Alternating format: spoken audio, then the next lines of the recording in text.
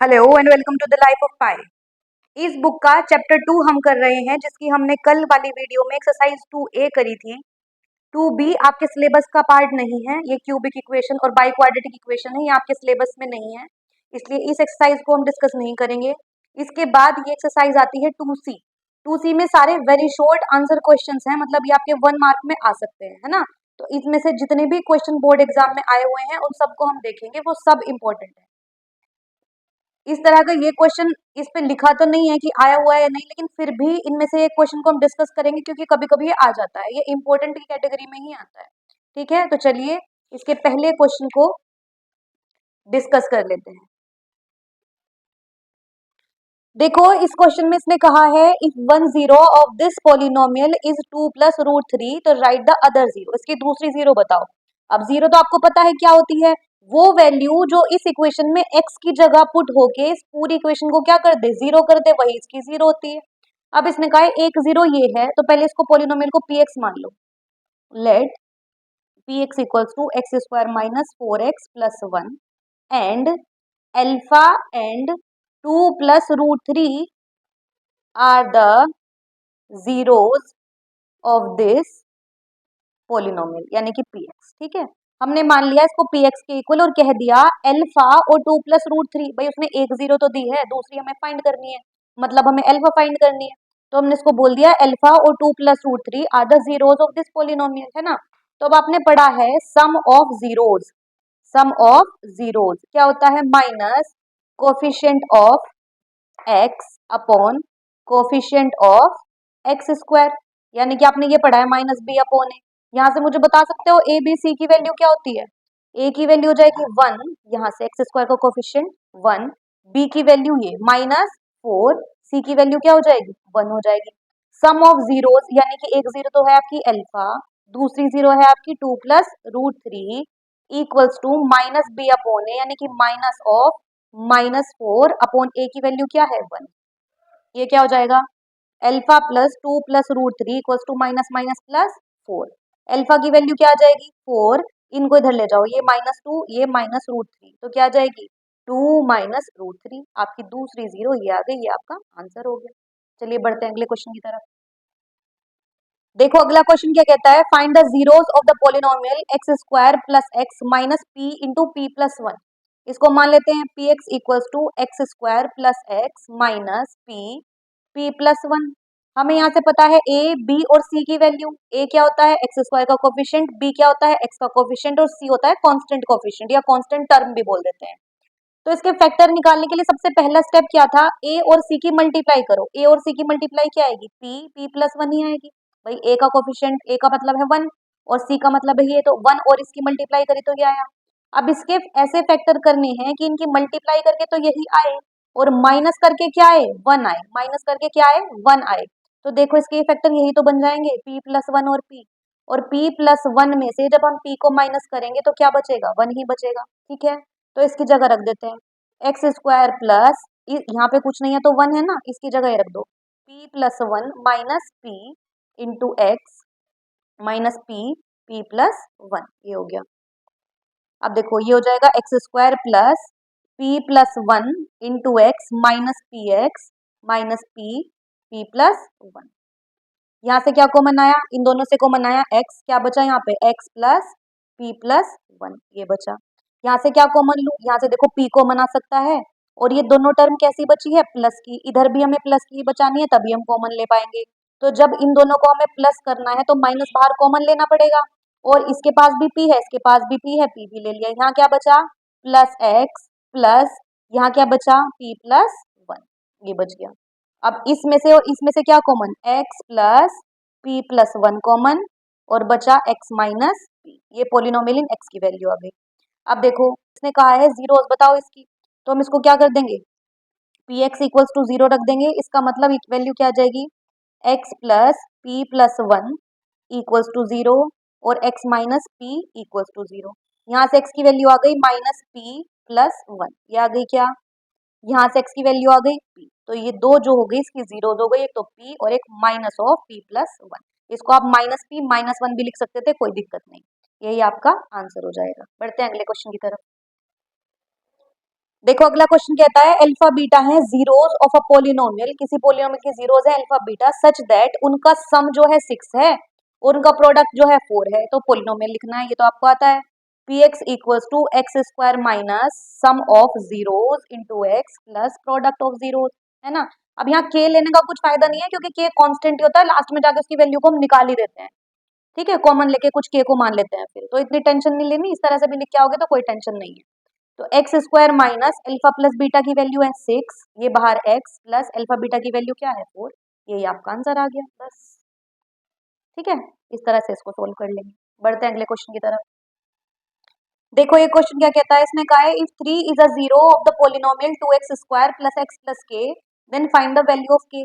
अब इसने कहा है इसकी एक जीरो 3 है, इसका मतलब जब इस पोलिनोमियल में, पोलिनोमियल क्या है 2x square plus x plus के, जब इसकी जीरो 3 है इसका मतलब इसमें x की जगह जहां जहां हम 3 रखेंगे और उसको पुट करने के बाद इस पोलिनोमियल की वैल्यू आ जानी चाहिए, 0 आ जानी चाहिए।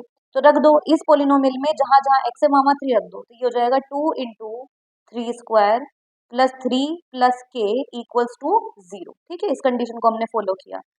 ये हो जाएगा 2 इंटू 3 का स्क्वायर 9 प्लस 3 प्लस के इक्वल्स टू 0। ये क्या आ जाएगा 9 टू जार 18 प्लस 3 प्लस के इक्वल्स टू 0। 18 और 3 कितना हो गया 21 प्लस के इक्वल्स टू 0। के की वैल्यू क्या आई -20। ये आपका आंसर हो गया। देखो अगला क्वेश्चन क्या कहता है, इसने कहा है if -4 is a zero of the polynomial x square minus x minus 2k plus 2 then find the value of k. ठीक है, इसको कर सकते हो आप मेरे साथ, जैसे हमने पहला क्वेश्चन किया है ऐसे ही सेम ये वाला भी क्वेश्चन है।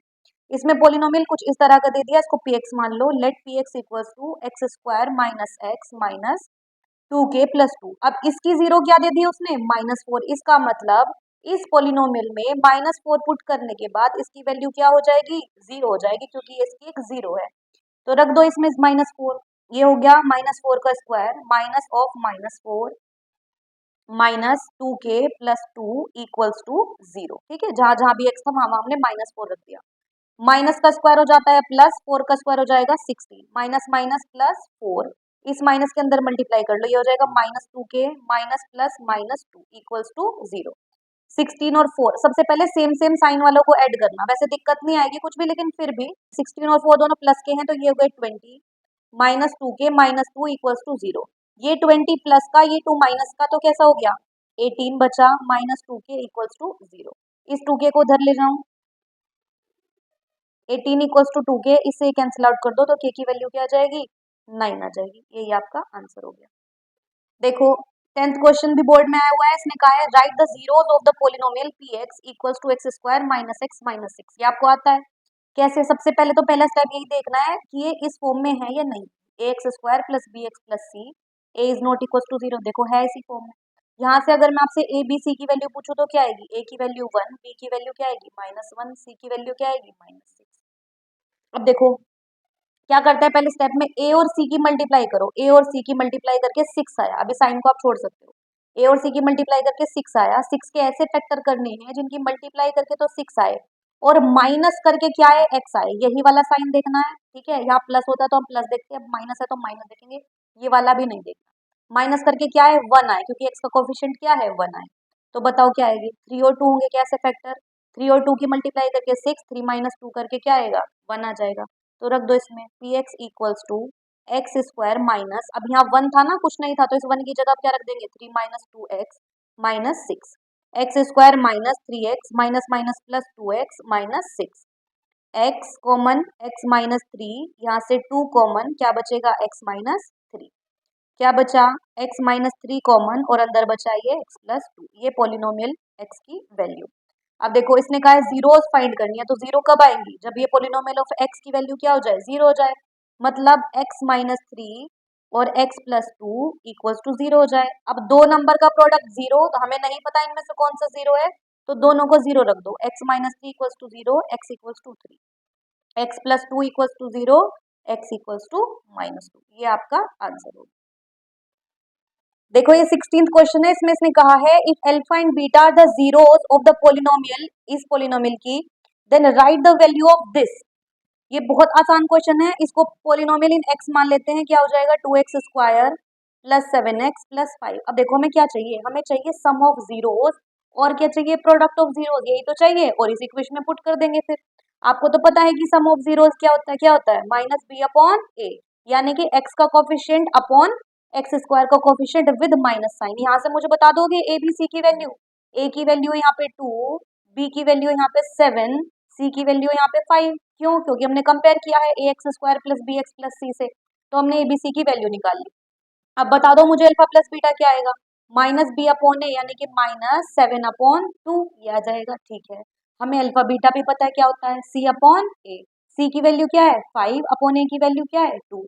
अब हमसे किसकी वैल्यू पूछी है उसने, अल्फा प्लस अल्फा बीटा। इस अल्फा प्लस बीटा की जगह क्या रख देंगे, -7/2, और इस अल्फा बीटा की जगह क्या रख देंगे 5/2। ठीक है, अब इन दोनों का एलसीएम लो, क्या आएगा 2 आएगा, ऊपर -7 प्लस 5 बचा -2/2, इसकी वैल्यू आ गई -1। यही आपका आंसर है। देखो इस क्वेश्चन में इसने कहा है अल्फा बीटा जीरोस हैं इस पॉलिनोमियल की, यहाँ उसने फंक्शन ऑफ एक्स दे दिया पॉलिनोमियल इन एक्स की जगह, तो उससे टेंशन नहीं लेनी, वो एफ एक्स दे पी एक्स दे टी एक्स दे, कुछ भी दिक्कत नहीं है। अब उसने कहा है find the value of this, इसकी वैल्यू बतानी है। अब मुझे ऐसा ध्यान है कि शायद इस तरह का क्वेश्चन आपके प्रीवियस ईयर मतलब अभी पिछले ही साल पूछा गया है किसी एग्जाम में, तो चलो उसको सॉल्व कर लेते हैं। अच्छा पहले इसको ही सॉल्व कर लें हम। देखो यहाँ इन दोनों का जब हम एलसीएम लेंगे तो क्या आएगा, बीटा इंटू अल्फा, इसको अल्फा इंटू बीटा भी लिख सकती हूँ, है ना। इसके पास किसकी कमी है, अल्फा की, तो इसको अल्फा देना पड़ेगा, तो ये हो जाएगा अल्फा का स्क्वायर। इसके पास किसकी कमी है, बीटा की, तो इसको बीटा देना पड़ेगा, तो ये हो जाएगा बीटा का स्क्वायर। मतलब अब हमें इसकी वैल्यू भी चाहिए और इसकी वैल्यू भी चाहिए। चलो इसकी तो हमें मिल जाएगी प्रोडक्ट ऑफ जीरो से, इसकी कैसे निकालेंगे, है ना, उसको फाइंड आउट करना है। देखो यहाँ से इस एफ एक्स से, जो इसने एफ एक्स दिया है 6x² प्लस एक्स माइनस 2, यहाँ से मुझे एबीसी की वैल्यू बता दोगे। ए की वैल्यू है 6, बी की वैल्यू है 1, एक्स का कोफिशिएंट 1 है तो बी की वैल्यू 1, सी की वैल्यू है -2।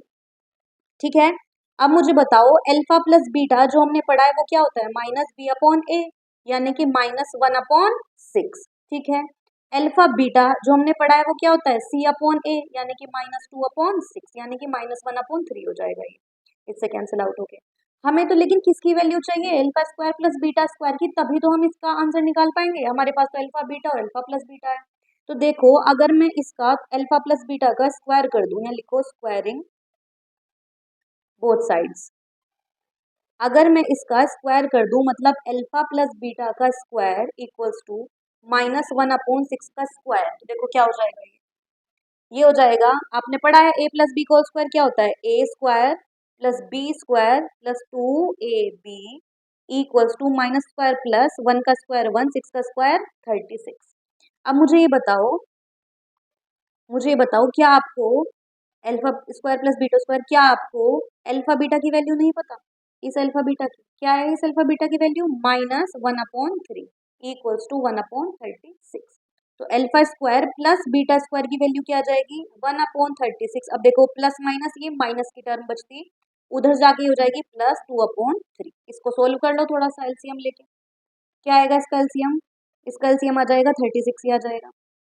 इस 3 को 36 बनने के लिए 12 की कमी है, तो 12 से मल्टीप्लाई कर दिया, ऊपर भी 12 से मल्टीप्लाई कर दिया, है ना, तो क्या बचा 1 + 12 = 24, ये आया 25/36 आ गया। अब इसको और इस वैल्यू को उठाओ और यहाँ पुट कर दो, आंसर मिल जाएगा आपको।